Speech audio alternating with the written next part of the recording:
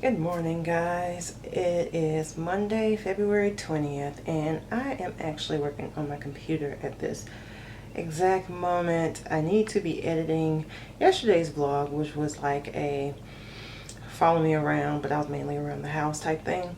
So right now, let me show you what I'm working on. I am working on my Sally Mae eviction notice.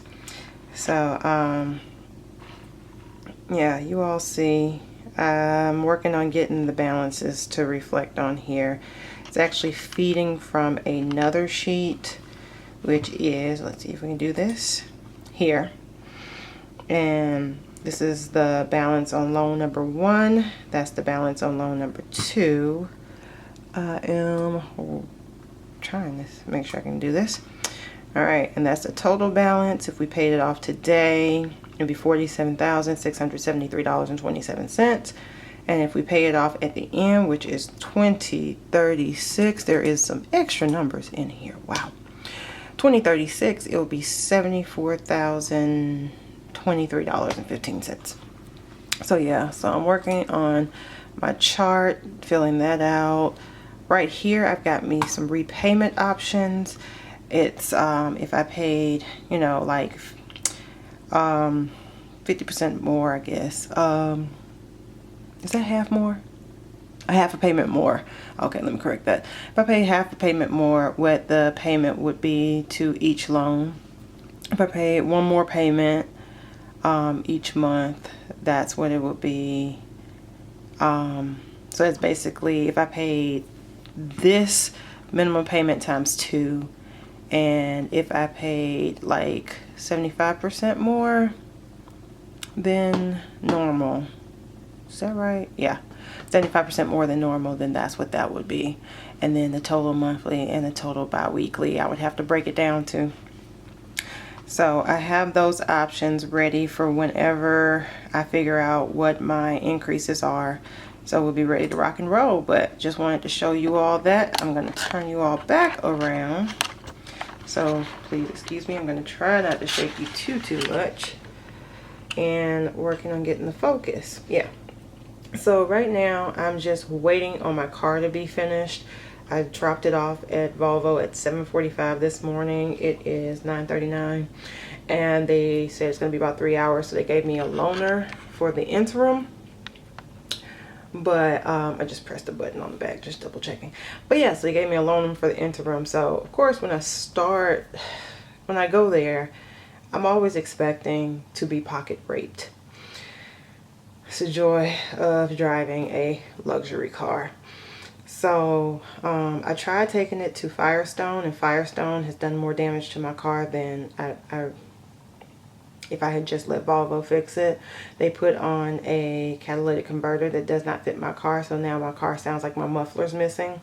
So I've unfortunately had to resort back to taking it to Volvo. So yeah, they told me that my service was going to be like $200 or something like that, because what was saying on the computer when I tried to make the appointment was that I was due for my 142,000 mile service. Thing is, my car is at 147,000 miles. So I'm actually due for, hold on, somebody's coming upstairs with something on. Yeah, that's my husband talking to my father-in-law. But yeah, yeah, so they told me I was going to have to get my 142,000 mile service, which was $200. I get there and they're like, oh no, you're due the 150, which is $418. Do y'all have that situation where you're like having these sinking funds that you're saving up for, and you know, I have just enough to do the $200 service, but then you get the total and it's actually over that amount.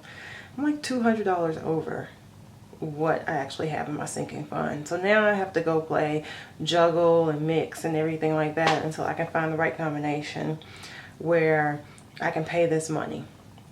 It's frustrating, but it's part of life, and it's my own fault for keeping this car. But if I get rid of this car, I don't have the money to replace it, so I need to start putting money aside to replace our cars.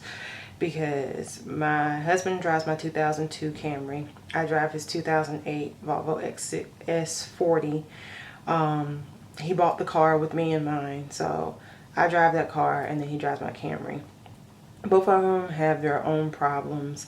Mine is just, you know, being that the service on it is super expensive, and the Camry's problem is that it's slowly dying a slow death. So the air conditioner's going out, the lights, there's something wrong with the electrical system, so the headlight goes on and off at random. It needs a rack and pinion, I think that's the right word for it. It's like $1,000 fix. That's what started him driving it in the first place, because whenever I would go to work, I work where there's a parking deck, and as you go around and around, the rack and pinion would slip and the car would start going straight instead of turning the curb. So because he works really close to home, like less than a mile from home, he just takes the car instead. So yeah, that was how the switch happened. But yeah, so that's what I'm doing right now. I'm still washing clothes, I'm still folding clothes, I'm getting ready to edit this video, put the vlog up, and then probably put this up. It just depends on how the day goes, if they decide to do more stuff to the car. So I will catch up to you all either sooner or later or next week. I'm not sure. Man, I can call it. Okay, y'all gonna have to deal with the hair because I really don't care. Bobo just called me on top of the $470 some odd service. Oh yeah, there's a problem with your left axle, and it's gonna be $785. It might start to warp, you might hear it clicking and stuff like that, and such and such and such and such is broken on it.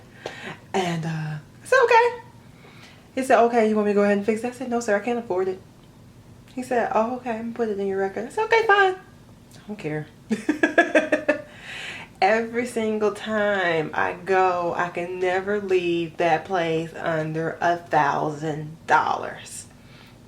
It's like their money sensors go off instantly. And I was just telling my husband, I was like, it does not make any sense. It pisses me off because one, the car is only valued at like $2,000. Two, you're talking about $1,100 worth of service. Excuse me. Every time I get the oil change, it's like, hold on y'all, I keep coughing. Sorry, coughing fit. Every time I get the oil change, it's $80 to $100. Every time I take it in, you will all find something wrong with it. It's not even worth having the darn car. It just drives me crazy, guys. Yeah, definitely gonna have to start building a car fund for either him or myself. I don't care who. I can get a rack and pinion fix. I can get an air conditioner fix. And be rolling in the camera again. Yeah, we're gonna have to do something about this because I'm sick of driving this car. I would be better off driving something else. It costs less, but I don't want a car note, so we gotta start saving some money. All right, guys, I'm out. Talk to y'all later. Okay, I'm starting to not fold everything, but like put everything on hangers so I can put it away. As you see, let's see if I can get it to focus. Thank you.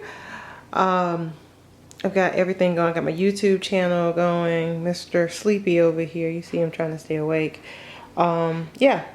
So I am trying to get as much of this done as possible. This is all sitting on this comforter here. I just pulled it off the bed, and this is usually at the end of the bed. It's a little small, like, bedspread.